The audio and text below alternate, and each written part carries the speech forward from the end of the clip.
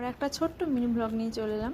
তো এখানে সকালেই ঘুম থেকে উঠে আজকে স্নান হয়ে গিয়েছিলো, কারণ বাড়িতে ছিল মঙ্গলচণ্ডী মায়ের পুজো। বৈশাখ মাসের শেষ মঙ্গলবারে ছিল এই মঙ্গলচণ্ডী মায়ের পুজোটা। ভিডিওটা আমার একটু দেরিতেই আপলোড করা হচ্ছে। তো এখানে মাকে খুব সুন্দর করে সাজিয়েছিল, আর এখানে ঘট বসানো মায়ের এগুলো সব কমপ্লিট, পঞ্চপ্রদীপ এগুলো আরতি করার জন্য শুধু ফলটা কাটা বাকি ছিল, কারণ পুরোহিত মশাই আসতে একটু দেরিই হবে বলেছিল। তাই মা বললো ফলটা একটু পরে কাটবে। আর এদিকে সব ঠাকুরকে খুব সুন্দর করে সাজিয়ে ভোগ নিবেদনটাও করে দিয়েছিল। গোপুর ভাইদের আমার খুব সুন্দর করে মা সাজিয়েছিল, কারণ ভোগ নিবেদনটা না করে দিলে পুজো শুরু হলে তখন আর করা যাবে না, সেই জন্য মা এটা কমপ্লিট করে নিয়েছিল। আর এখানে খুব সুন্দর লাগছে, মহাদেবকেও সব ঠাকুরকে খুব সুন্দর লাগছিল। আর এটা বৈশাখ মাসেই আমাদের পুজোটা হয়। অনেক বাড়িতে মানে অনেক জায়গায় জ্যৈষ্ঠ মাসে হয়। আমার মা মানে বাপের বাড়িতে যেটা জ্যৈষ্ঠ মাসে মঙ্গলচণ্ডী করতো, কিন্তু আমার শ্বশুর বাড়িতে আবার বৈশাখ মাসে, মানে হরিশ মঙ্গলবার না কি বলে, যাই হোক।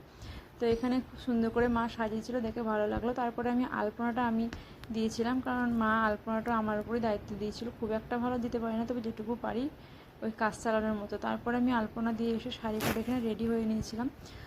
পুজোর দিন বলেই আমার সকাল সকাল স্নান হয়। পুজো না থাকলে আমার হয়তো সকাল সকাল স্নান খুবই কমই হয়। এদিকে আলপনাটা দিয়েছিলাম, খুব একটা ভালো হয়নি, তবে তোমরা জানিও কমেন্ট করে কেমন হয়েছে। শাড়িটা একটু ভালোভাবে পরে নিয়েছিলাম, কারণ শাড়ি পরে এদিক ওদিক করতে আমার খুব অসুবিধা হয়, কারণ ডেলি ওয়ারে শাড়ি পরা তো আমাদের হয়ই না। তো সেই জন্য আমি বরকে এখানে ঘুম থেকে উঠলো, তাই জিজ্ঞাসা করলাম কেমন হয়েছে শাড়ি পরাটা, বললো ভালো হয়েছে।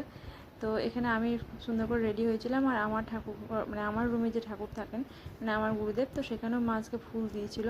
আজকে মা অনেক ফুল পেয়েছিল, আর আমি তো জবা ফুলের মালাটা এনেছিলাম, সেটা তো খুব ভালো ফুল ফোটেনি। তো তারপরে পুরোহিত মশাই সেখানে পুজোও শুরু হয়ে যায়। আর সত্যি বলতে পুজো খুব সুন্দরভাবে সম্পন্ন হয়েছিল, খুব ভালো লেগেছিল। বাড়িতে কোনো পুজো হলে অনেকটা শান্তি লাগে, আমার তো তাই মনে হয়। মানে বাড়ির পরিবেশটা একটু অন্য হয়ে যায়। তারপরে যখন আরতি করে সেটাও একটু অন্যরকম লাগে, ধূপ ধুনো, তার পঞ্চপ্রদীপ যখন জ্বালে তখন সত্যি খুব ভালো লাগে। মানে এত শান্তি লাগে বাড়ির পরিবেশটা, কি বলবো। তো খুবই মানে পুজোর দিন সত্যিই খুব ভালোভাবে কেটেছিল। প্রচণ্ড পরিমাণে গরমও ছিল সেদিন। সকাল সকাল বলতে 10টার মধ্যে পুজো হয়েছিল বলে অতটা বুঝতে পারিনি, কিন্তু সারাটা দিন প্রচণ্ড পরিমাণে গরম ছিল। তো এখানে আরতি করছিল। তারপরে এই আরতির সময়টা আমার বিশেষ করে বেশি ভালো লাগে। তো খুব মানে পুরোহিত মশাইয়ের প্রত্যেকটা মন্ত্র এত সুন্দরভাবে বোঝা যাচ্ছিলো, এইভাবে পুজো করলে না মনটা আরও ভালো লাগে। তারপরে মা মঙ্গলচণ্ডীর একটা পাঠ ছিল, মানে একটা গল্প ছিল, সেটাই শেষকালে শোনাচ্ছিল, তখন বসে বসে সেটাই শুনছিলাম। তারপরেই পুজোটা আমাদের কমপ্লিট হলো। মানে এই গল্পটা না শুনলে নাকি পুজোটা আমাদের কমপ্লিট হয় না, এটা আমার শাশুড়ি মা বলেন। তো যাই হোক, এখানে আমাদের পুজোটাও কমপ্লিট হয়ে গেছে। তো তোমাদের কেমন লাগলো ভিডিওটা অবশ্যই কমেন্ট করে জানিও। আর দেখা হচ্ছে আবার নেক্সট ভিডিওতে। আর যারা যারা চ্যানেলটা এখনও সাবস্ক্রাইব করোনি তারা প্লিজ একটু সাবস্ক্রাইব করে দিও, লাইক করো, শেয়ার করো। টাটা।